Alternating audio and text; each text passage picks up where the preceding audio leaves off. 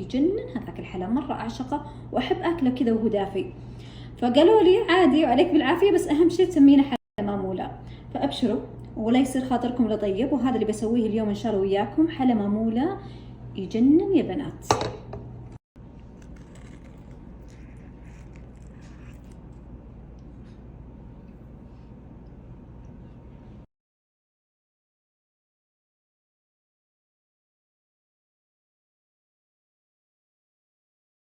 بحط على النار زبدة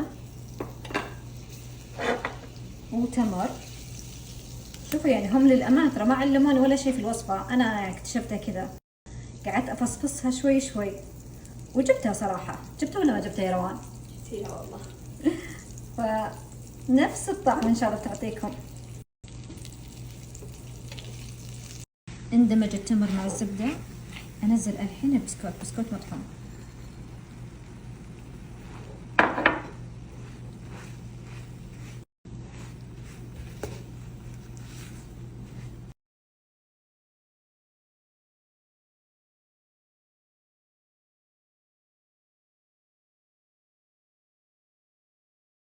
شلون اندمج البسكوت، بنزل عليهم القشطة.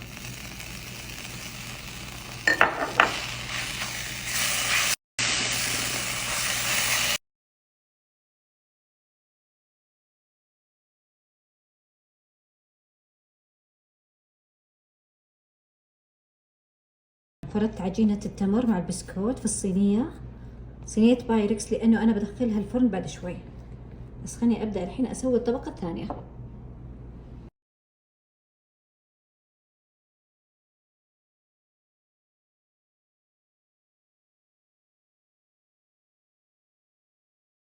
عندي حليب مكثف وجبن كريمي وقشطة. بهالشكل خلصنا الطبقة الثانية، باقي لنا بس الثالثة بيخلص الحلا.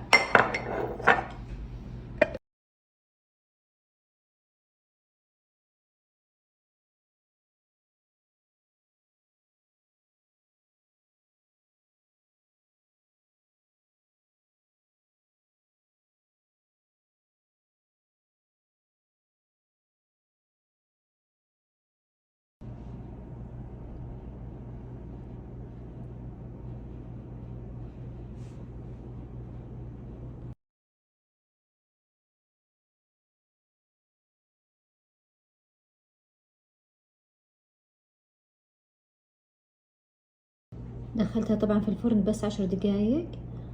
بعد ما طلعت أوزع عليها الكراميل بهالشكل. طبعا من قوة التقليد أبى أقدمه حتى في البوكس حقهم، يعني سارقة حلاهم وسارقة بعد بوكسهم. الكراميل أنا حبيت إني أقدمه على شكل خطوط عشان يتميز، يعني يفرق حقي عن حق، ما يصير مرة يعاد كبي بيست، يكون عندنا شوية شخصية صراحة. حالات الحلا يا بنات إنكم تاكلونه دافي، فتقدمونه دافي ومع القهوة العربية وعيش.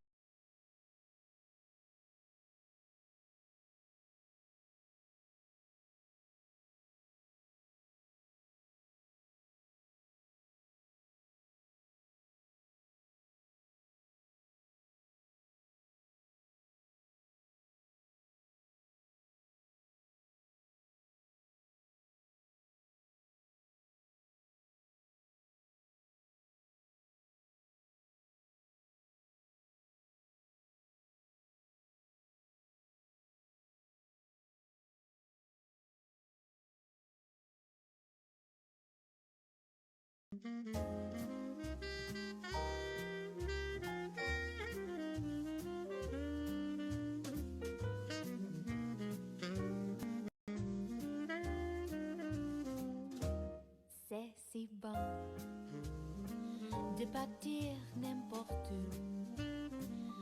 Bras dessus, bras dessus. بالله شوفوا لما تاكلونه وهي دافية شلون تجي ذايبة وتذوب القلب معها. أمانة يا بنات ما تشهي، هذا ما ينقص إلا فنجان قهوة وتروقين عليها. ما عليك من الشكل، صحنا لغويص. صادقة شكل لك عليه. غمضي معلش لا تناظرين.